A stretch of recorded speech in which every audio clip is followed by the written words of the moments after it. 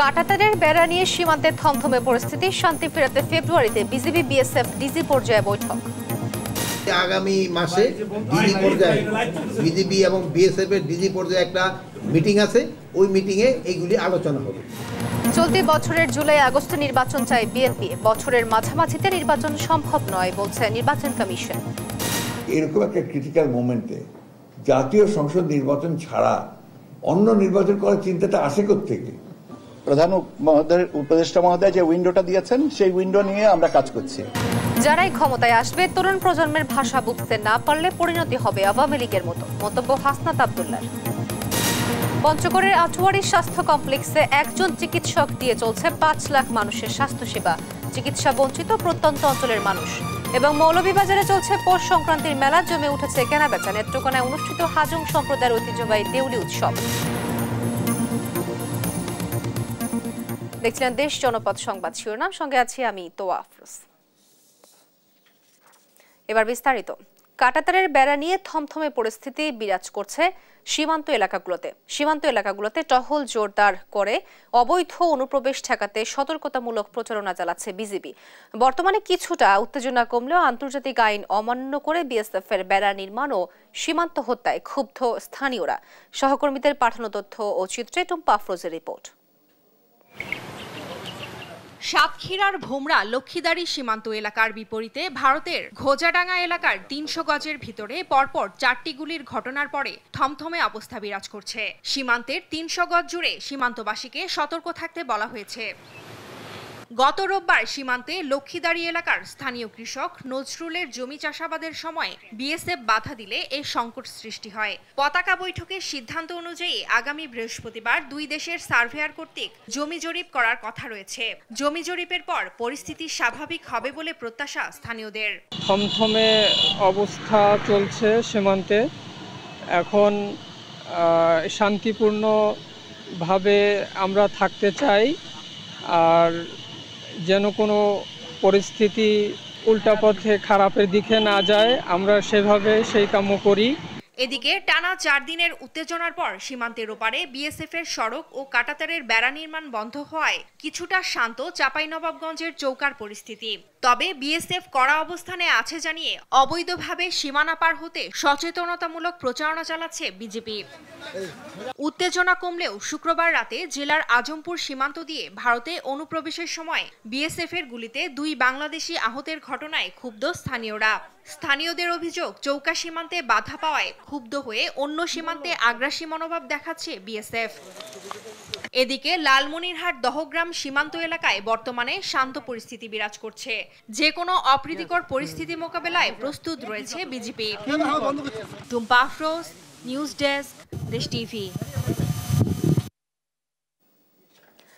সীমান্তে শান্তি ফেরাতে ফেব্রুয়ারিতে বিজিবি বিএসএফ ডিজি পর্যায়ে বৈঠক হবে বলে জানিয়েছেন স্বরাষ্ট্র উপদেষ্টা জাহাঙ্গীর আলম চৌধুরী। মঙ্গলবার দুপুরে ময়মনসিংহ আইন শৃঙ্খলা বাহিনী ও কৃষি অধিদপ্তর কর্মকর্তাদের সঙ্গে মতবিনিময় শেষে তিনি একথা বলেন।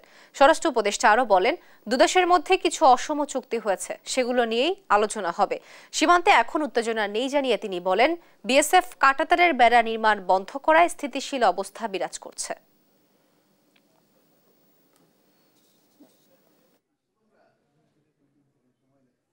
আগামী মাসে ডিজি পর্যায়ে বিজিবি এবং বিএসএফ এর ডিজি পর্যায়ে একটা মিটিং আছে, ওই মিটিংয়ে এইগুলি আলোচনা হবে। তবে আমি বলছি যে আপনারা জানেন, যেহেতু আমাকে কিছু কিছু অসম চুক্তি করা হয়েছে, এইগুলি নিয়ে আলোচনা হবে এবং আমরা আমাদের মন্ত্রণালয় থেকে তো আমরা একটা চিঠিও দিচ্ছি, যেইগুলি অসম আছে ওইগুলি কীভাবে সমস্যাটা সমাধান করা যায়। সাতক্ষীরার সীমান্ত এলাকাগুলোতে কাঁটাতারের বেড়া নিয়ে থমথমে পরিস্থিতি বিরাজ করছে। এ নিয়ে আরো জানাতে সরাসরি যুক্ত হচ্ছেন সহকর্মী শরীফুল্লাহ কায়সার সুমন। সুমন, সেখানকার সর্বশেষ কি অবস্থা বিরাজ করছে, বিস্তারিত আমাদেরকে জানাবেন। তো আপনি জানেন যে সাতক্ষীরা হচ্ছে বাংলাদেশের সবথেকে দীর্ঘতম সীমান্তবর্তী এলাকা। এখানে গত রবিবার কৃষকের একটি জমিকে বিএসএফ কর্তৃক সেই চাষাবাদ করতে বাধা দেয়াকে কেন্দ্র করেই এই উত্তেজনাটি সৃষ্টি হয়েছে।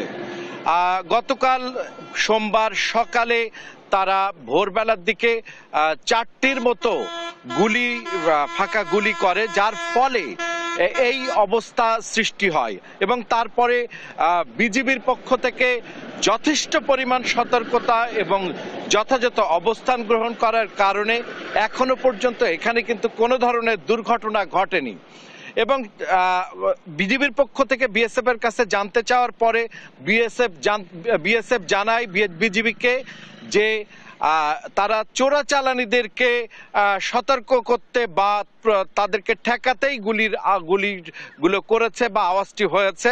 কিন্তু বিজিবির দিক থেকে এখানে সাংবাদিকদেরকে সতর্কভাবে চলাফেরা করাচ্ছে সীমান্ত এলাকাতে, এবং সীমান্ত এলাকার মানুষের বিশেষ করে 300 গজের মধ্যে যে সীমান্তবর্তী মানুষ রয়েছে সেই সীমান্তবাসীকে যথেষ্ট পরিমাণ সতর্কতার মধ্যে চলাচল করতে বিজিবি নির্দেশ করছে এবং সহায়তা করছে। পুরো পরিস্থিতিটা এখনো পর্যন্ত থমথমে রয়েছে। আগামীকাল যে জমিটি নিয়ে এই এত কিছু, সেই জমিটির 2 দেশের সার্ভেয়াররা জরিপ করবে।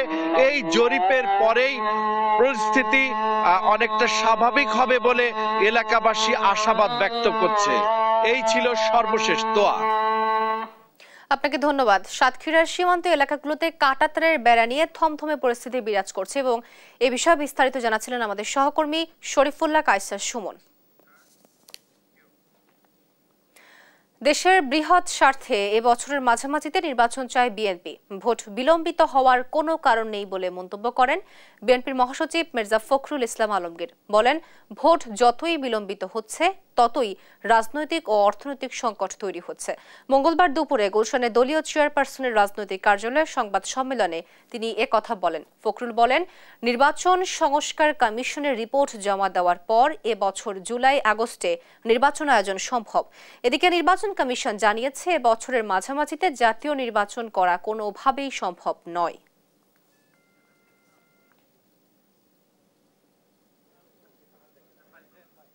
তারা জাতীয় সংসদ নির্বাচন করার জন্যই তৈরি আছে এবং তারা পরিষ্কার করে বলে দিয়েছে যে দুটো নির্বাচন একসাথে সম্ভব না। সুতরাং এটা আজকে জাতির স্বার্থে আমাদের মাঝে মাঝে আমি নিজে অবাক হই, আমরা অবাক হই আর কি, যে এরকম একটা ক্রিটিক্যাল মোমেন্টে জাতীয় সংসদ নির্বাচন ছাড়া অন্য নির্বাচন করার চিন্তাটা আসে কোত্থেকে? এটা গেল 1 নম্বর। 2 নম্বর, নির্বাচন পেছানোর চিন্তাটাই বা আসে কোত্থেকে? কারণ এটা তো আপনার একদম প্রথম ব্যাপার। আপনি দেশকে যদি একটা লাইনের উপর ঠিক তুলতে চান, সংস্কার তো আছে, সংস্কার একটা চলমান প্রক্রিয়া। আমরা এই যে সংস্কারের সবচেয়ে বড় আপনার তৈরি করেছি। বিএনপির সিনিয়র যুগ্ম মহাসচিব রুহুল কবির রিজভী বলেছেন, অতি দ্রুত নির্বাচন নিশ্চিত করতে হবে। সব ক্ষেত্রে প্রয়োজনীয় সংস্কার দরকার, কিন্তু সংস্কারের নামে কালক্ষেপণ করা যাবে না। মঙ্গলবার সকালে রাজশাহীর নওতাপাড়া মহানগর যুবদলের শীত বস্ত্র বিতরণ অনুষ্ঠানে প্রধান অতিথির বক্তৃতায় এসব কথা বলেন তিনি। রিজভী বলেন, শেখ হাসিনার কাছে বাংলাদেশ ছিল টাকার খনি। পরিবারের সদস্য সহ ঘনিষ্ঠরা টাকা পাচার করবেন, এটিই ছিল তাদের উদ্দেশ্য। শেখ পরিবার ভয়ঙ্কর দুর্নীতিবাজ ছিল বলেও মন্তব্য করেন তিনি।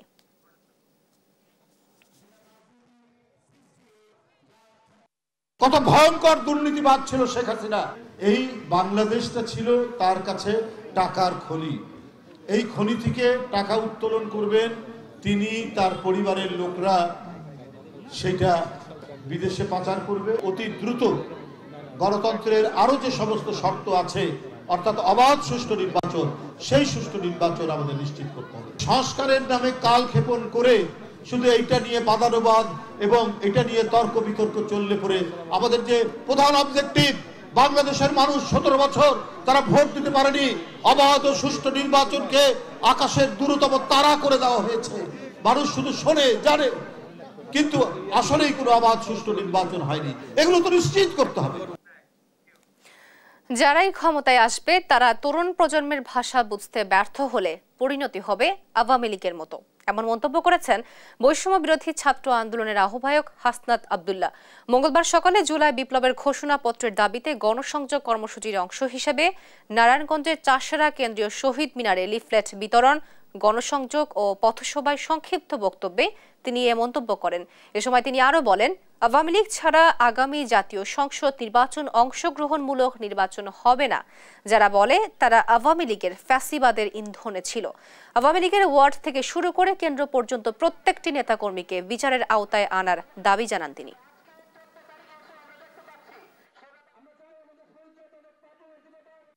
পরবর্তীতে যারাই নীতি নির্ধারণের পর্যায়ে আসবে, এই তরুণ প্রজন্মের ভাষা যদি আপনারা বুঝতে ব্যর্থ হন, তাহলে আওয়ামী লীগের পরিণতির মতোই আপনাদের পরিণতি হবে। আওয়ামী লীগের প্রত্যেকটা নেতাকর্মী ওয়ার্ড থেকে শুরু করে কেন্দ্র পর্যন্ত প্রত্যেকটা নেতাকর্মীকে তাদেরকে বিচারের আওতায় নিয়ে আসতে হবে। তাদের উপস্থিতি ছাড়া যারা বলতে চাইবে যে নির্বাচন পার্টিসিপেটরি হবে না, আমরা ধরে নিব গত 16 বছর ধরে আওয়ামী লীগ যে জালিয়াতের রাজনীতি বাংলাদেশে সেখানে তাদের ইন্ধন ছিল। বিশেষজ্ঞদের সাথে আলাপ করে কারেন্ট জলের নেট সাইজ নির্ধারণ করা হবে বলে জানিয়েছেন মৎস্য উপদেষ্টা ফরিদা আক্তার। মঙ্গলবার দুপুরে মুন্সিগঞ্জ জেলার প্রশাসক কার্যালয়ের সভাকক্ষে মতবিনিময় সভায় তিনি কথা বলেন। এ সময় মুন্সিগঞ্জ সহ দেশের বিভিন্ন অঞ্চলে কারেন্ট জাল উৎপাদন হচ্ছে উল্লেখ করে নিয়ন্ত্রণে নিয়মিত অভিযান চালানোর কথাও জানান তিনি। শুধু অভিযান পরিচালনা নয়, এ নিয়ে সংশ্লিষ্টদের সঙ্গে আলোচনা করে পরিকল্পনা নেওয়া হবে বলেও জানান উপদেষ্টা।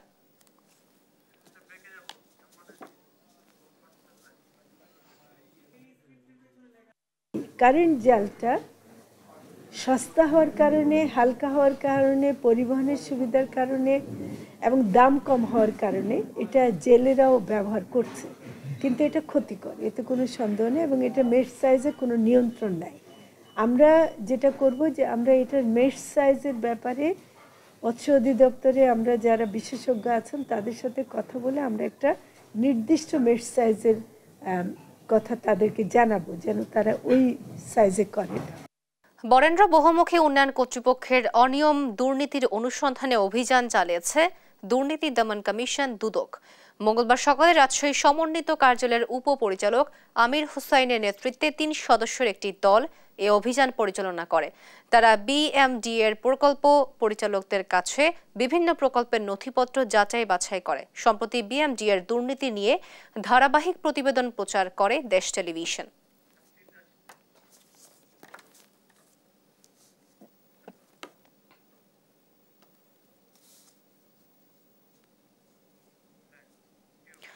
পঞ্চগড়ের আটোয়ারী উপজেলা স্বাস্থ্য কমপ্লেক্সটি যেন নিজেই রোগী সেজে বসেছে। মাসের পর মাস একজন চিকিৎসক দিয়ে চলছে 5 লাখ মানুষের স্বাস্থ্যসেবা। কাঙ্ক্ষিত সেবা না পেয়ে রোগীরা ছুটছেন জেলার বাইরের বেসরকারি হাসপাতাল ও ক্লিনিকে। বিস্তারিত সহকর্মী রাশেদুজ্জামান বাবুর পাঠানো তথ্য ও ছবিতে অঙ্কন চৌধুরী রিপোর্টে।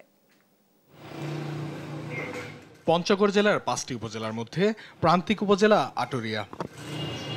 অর্থনৈতিকভাবে এই উপজেলার মানুষ তেমন স্বাবলম্বী নয়। অধিকাংশ মানুষ কৃষিকাজ সহ শ্রম বিক্রি করে জীবনযাপন করেন। ফলে স্বাস্থ্যসেবা নিতে গেলে পড়তে হয় ভীষণ অসুবিধায়।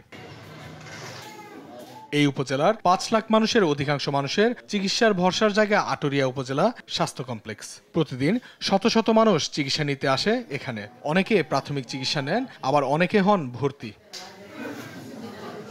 তবে রোগীদের সামাল দিতে হিমশিম খেতে হচ্ছে স্বাস্থ্য কমপ্লেক্সটির। দীর্ঘদিন ধরে মাত্র একজন চিকিৎসক দিয়ে চলছে চিকিৎসা কার্যক্রম। রয়েছে জনবল সংকট। এখানে ভালো ডাক্তার নাই, ভালো দেখাশোনার মতো কোনো পরিবেশ নাই।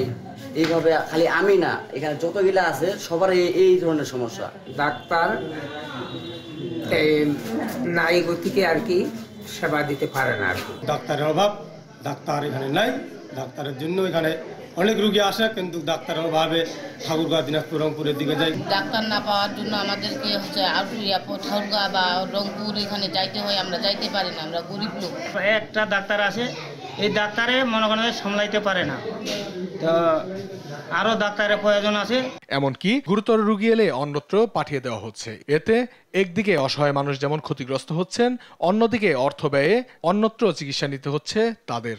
আমাদের এই হেলথ কমপ্লেক্সে মেডিকেল অফিসারের পোস্ট হচ্ছে 28টি, কিন্তু বর্তমানে এখানে আমি একাই পোস্টেড আছি। বিশাল এই জনগোষ্ঠীর সেবা নিশ্চিত করতে 24 ঘন্টা কার্যক্রম চালু রাখতে হয় বলে জানান জেলার সিভিল সার্জন। গত দিনগুলোতে একজন মেডিকেল অফিসার নিয়ে যে আমরা সেবা দিচ্ছিলাম, তো আশা করছি যে এখন থেকে আরো উন্নত এবং অধিক ভালো সেবা আমরা এই যে নতুন পদায়িত ডাক্তার যারা আছেন তাদেরকে দিয়ে প্রদান করে যেতে পারবো। দ্রুত আটোরিয়া উপজেলা স্বাস্থ্য কমপ্লেক্সের জনবল সংকট সমাধানে কার্যকরী পদক্ষেপ দেখতে চান কর্মরত চিকিৎসক ও এলাকাবাসী।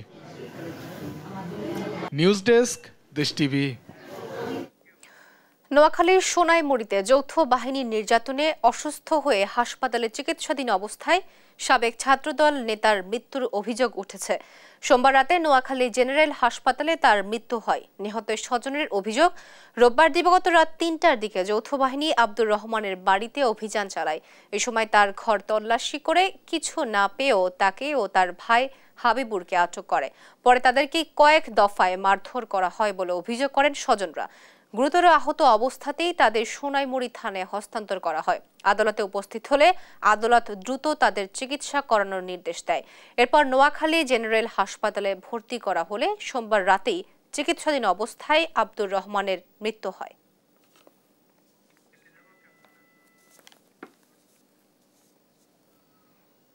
বাড়ির সামনে নিয়ে দুইজন বাতিজা সহ একজন আছে, এই সাবেক ইউনিয়ন ছাত্রদলের সভাপতির ছোট ভাই হাবিব, ওকে এবং আব্দুর রহমান দুইজনকে গাছের সাথে বেঁধে অনেক মারধর করছে। পরবর্তীতে আবার হাঁসের বাড়ির একটা রাস্তায় নিয়ে ওইখানেও মারছে। এরপরে পানিতে নামে রাখছে। এরপরে আবার সেনা ক্যাম্পে নিয়ে ওইখানেও মারধর করছে। মারার পরে থানায় হস্তান্তর করছে। আব্দুর রহমান কোনো সন্ত্রাসের সাথে জড়িত না, ড্রাগ ডিলের সাথে জড়িত না। আব্দুর রহমান কখনো কারো গায়ে হাত দেয় নাই, কখনো সে কোনো সন্ত্রাস করে নাই, কারো গায়ে অ্যাটাক করে নাই, কারোর সাথে চাঁদাবাজিতে কোনো সম্পৃক্ত ছিল না এবং টুকটাক যে ঘটনাগুলো সেগুলোর জন্য সে বিরুদ্ধে থাকতো। পুরান ঢাকায় উদযাপন হচ্ছে ঐতিহ্যবাহী সাকরাহিন উৎসব। রয়েছে ঘুড়ি ওড়ানো সহ নানা আয়োজন। এ নিয়ে আরো জানাতে যুক্ত হচ্ছেন সহকর্মী নিয়াজ মোর্শেদ। নিয়াজ, কেমন চলছে উৎসব আর উদযাপনে কি আয়োজন রয়েছে এবং স্থানীয়রা কি বলছে এ বিষয়ে বিস্তারিত জানাবেন। তো সাকরাইনের যে ডামরুল সেটি কিন্তু বেজে গেছে এবং আপনাকে একটু বলে রাখি, বেলা 3:30 থেকেই কিন্তু শুরু হয়েছে ঘুড়ি উৎসব এবং সেই সাথে সাথে আমরা পুরান ঢাকায় এসে যেটা দেখেছি, ইতিমধ্যে কিন্তু বেলা যত বাড়ছে ঠিক সন্ধ্যা যত এগোচ্ছে এবং আপনার সেই সাথে সাথে কিন্তু ছাদে মানুষের ভিড় বেড়ে যাচ্ছে এবং আপনি ক্যামেরার মাধ্যমে দেখতে পাচ্ছেন যে আসলে ঘুড়ি ওড়ানোর কিন্তু উপস্থিতি চলছে। অনেকে ঘুড়ি ওড়াচ্ছে এবং শিশু থেকে শুরু করে তরুণ এবং যারা পরিবারে যারা বয়স্ক মানুষ আছে তারাও কিন্তু আসলে আপনার এই ছাদে এসেছেন এবং সেই সাথে সাথে তারা কিন্তু ঘুড়ি উৎসবে মেতেছেন এবং যেটি সাকরাইনের আসলে মূল উপজীব্য বিষয় এই ঘুড়ি উৎসব এবং সেই সাথে সাথে ঘুড়ি যে কাটাকাটির একটা প্রতিযোগিতা সেটি কিন্তু শুরু হয়েছে।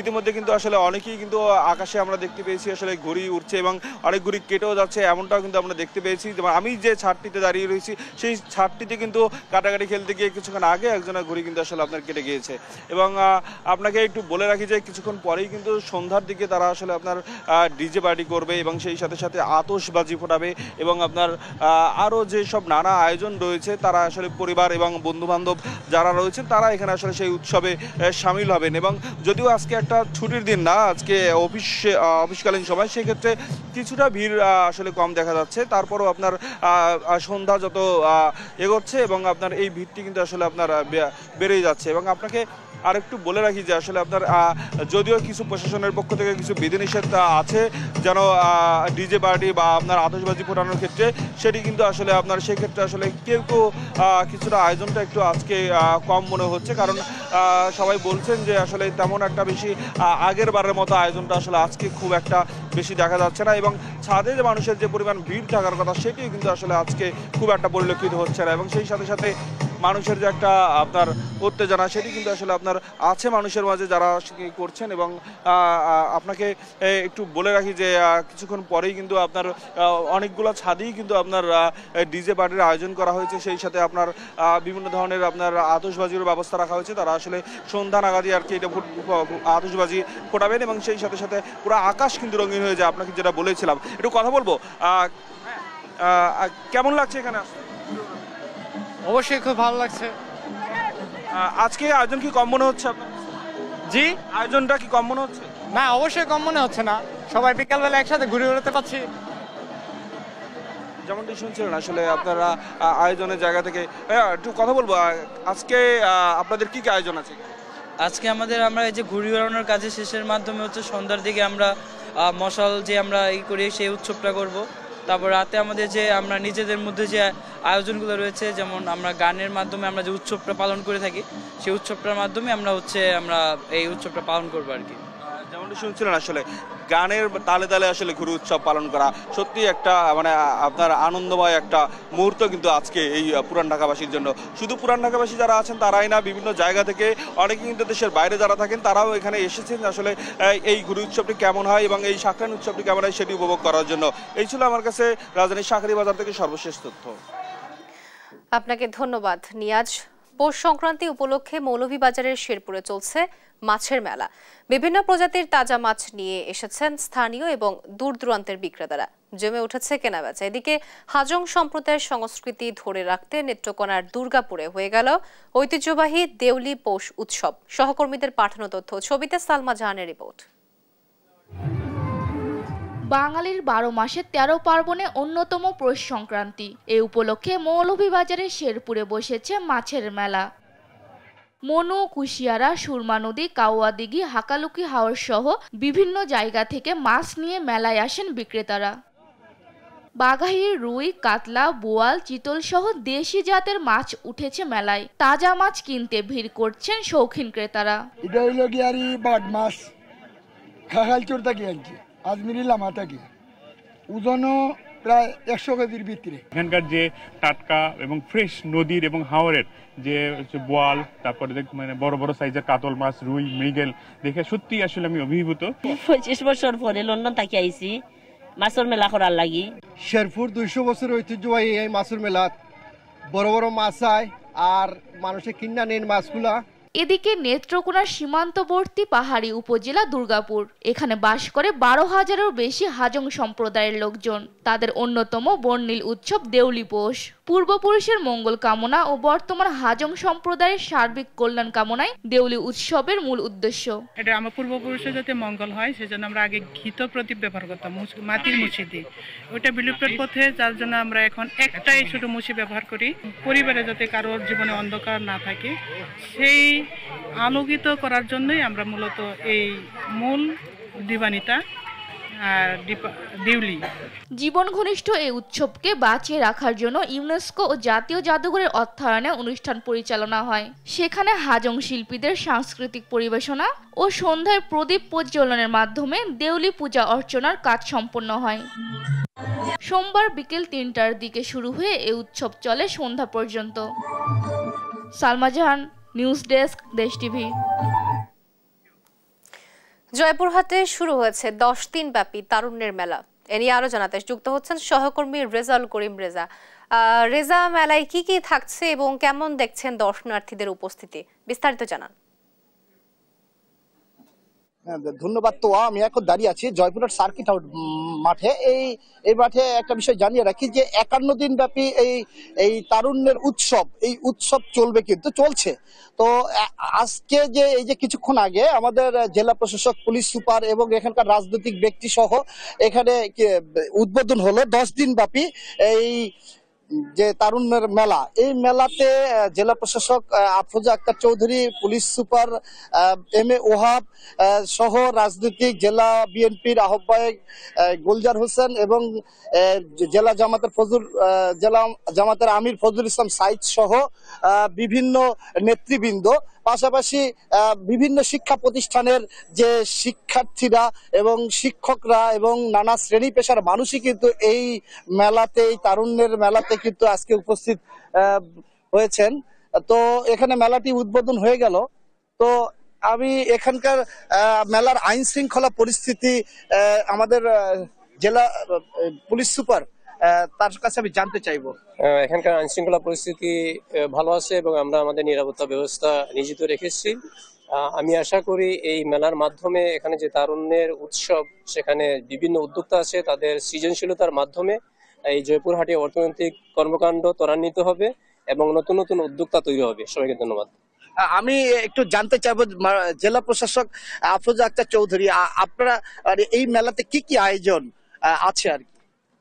ধন্যবাদ। এই তারুণ্যের উৎসব 2025 মেলায় আমাদের ট্যালেন্ট হাট আছে, কুইজ আছে, সেমিনার আছে, ওয়ার্কশপ আছে, সাংস্কৃতিক অনুষ্ঠান আছে, সেরা কণ্ঠ আছে এবং পাশাপাশি দেশীয় এবং টি20 ফুটবল টুর্নামেন্ট আছে এবং অনেক ধরনের খেলার আয়োজন আছে। আর এই মেলাতে আমাদের যেমন হস্তকারু পণ্য শিল্প আছে, বিভিন্ন ধরনের উদ্যোক্তাদের হাতের তৈরি খাবার আছে, হাতে তৈরি অনেক জিনিস আছে, বাচ্চাদের জন্য নাগরদোলা আছে এবং পুতুল নাচের আয়োজন আছে। একই সাথে বইমেলারও আয়োজন আছে, কালকে থেকে বইমেলা বসবে। তা আমরা এই মেলার মাধ্যমে সবাইকে আসলে এটাই উদ্বুদ্ধ করতে চাই যে তরুণদের দেখানো পথ ধরে যদি সবাই আগায় এবং এই বাংলাদেশ তাদের মাধ্যমে একদিন সফলতা অর্জন করবে। ধন্যবাদ আপনাকে।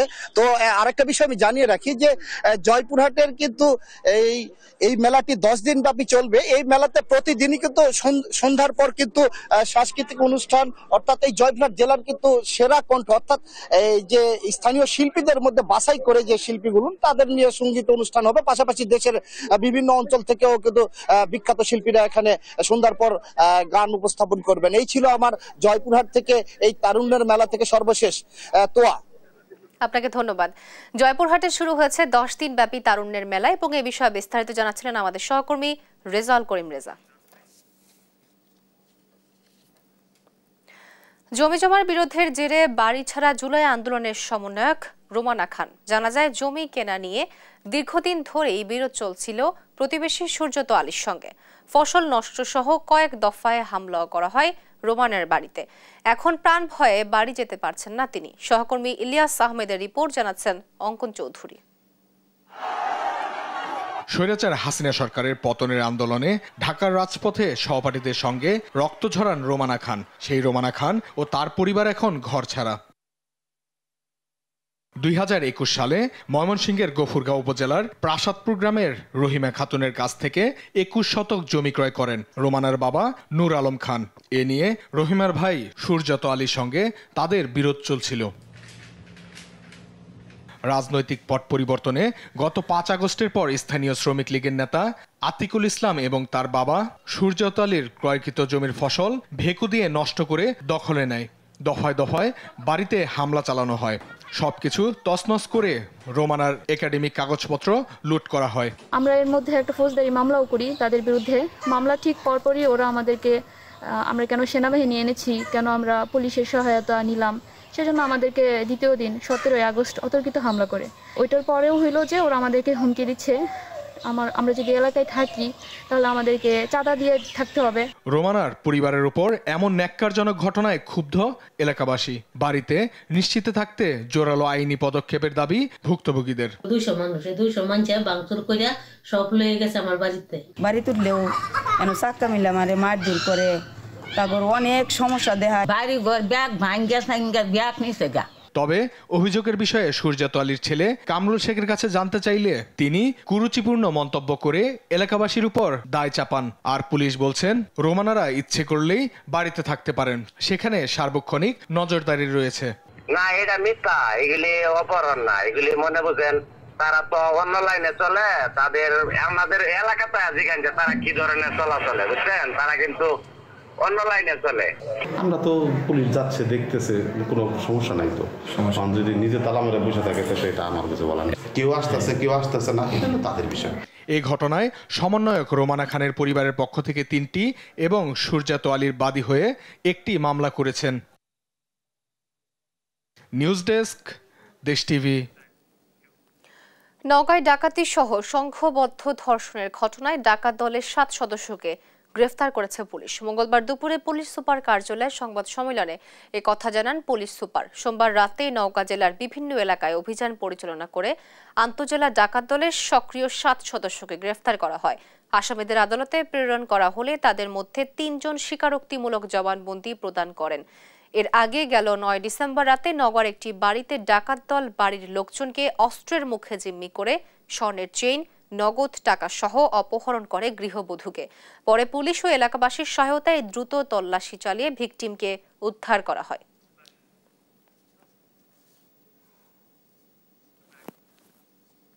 কুষ্টিয়ার দৌলতপুরে অভিযান চালিয়ে বিদেশি পিস্তল, গুলিসহ শীর্ষ সন্ত্রাসী আনোয়ার ও তার স্ত্রী কমলা বেগমকে আটক করেছে সেনাবাহিনী।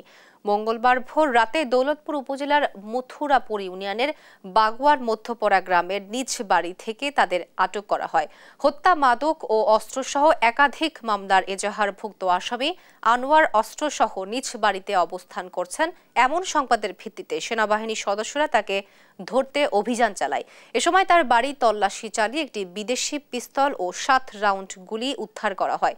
প্রাথমিক জিজ্ঞাসাবাদে আনোয়ার সীমান্তবর্তী এলাকার অস্ত্র, মাদক ও চোরাচালান সহ নানা অপরাধে জড়িত থাকার কথা স্বীকার করেছেন বলে জানান সেনাবাহিনী।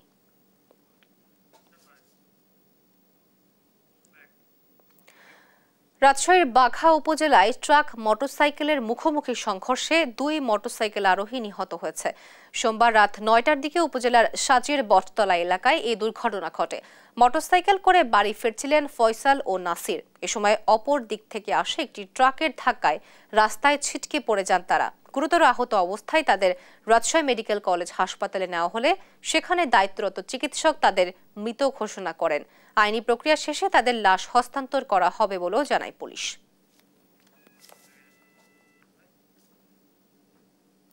ফিটনেস লাভারদের কথা চিন্তা করে ক্লেমন নিয়ে এলো ক্লেমন জিরো। ক্লেমনের সৌজন্যে একটি পালস 10 কিলো ম্যারাথনের এক্সপোতে এক জমকালো আয়োজনের মধ্য দিয়ে যাত্রা শুরু করলো ব্র্যান্ড ক্লেমন এর নতুন এই ভ্যারিয়েন্ট। রাজধানীর একটি 5 তারকা হোটেলে ক্লেমনের নতুন ভ্যারিয়েন্ট ক্লেমন জিরো উদ্বোধন করা হয়। অনুষ্ঠানে ক্লেমন জিরো নিয়ে আকিস ফুড অ্যান্ড বেভারেজ লিমিটেডের ডিরেক্টর জহুরুল আলম বলেন, ফ্রিজি ড্রিঙ্ক উপভোগ করার পাশাপাশি ফিটনেস নিয়েও যেন কম্প্রোমাইজ করতে না হয়, তাই ক্লেমন নিয়ে এলো সুগার ফ্রি ক্লেমন জিরো। অনুষ্ঠানে ক্লেমন ব্র্যান্ডের ম্যানেজার সহ ঊর্ধ্বতন কর্মকর্তারা উপস্থিত ছিলেন।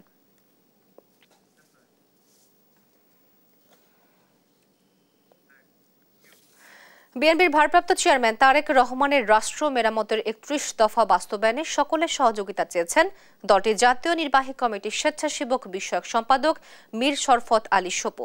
মঙ্গলবার মুন্সিগঞ্জ জেলার মালখানগর ইউনিয়নে বেগম খালেদা জিয়ার রোগমুক্তি কামনায় দোয়া ও শীতার্তদের মাঝে কম্বল বিতরণ অনুষ্ঠানের প্রধান অতিথি মীর শরফত আলী সপু এই প্রত্যাশার কথা জানান। কাউসার আহমেদ জজের সভাপতিত্বে উপস্থিত ছিলেন স্বেচ্ছাসেবক দল কেন্দ্রীয় কমিটির সাবেক সহ সভাপতি আওলাদ হোসেন উজ্জ্বল, ছাত্রদল কেন্দ্রীয় কমিটির সাবেক সম্পাদক আলমগীর আলম, নারী ও শিশু অধিকার ফ্রম মুন্সিগঞ্জ জেলা কমিটির সাধারণ সম্পাদক মোহাম্মদ জসিম মোল্লা।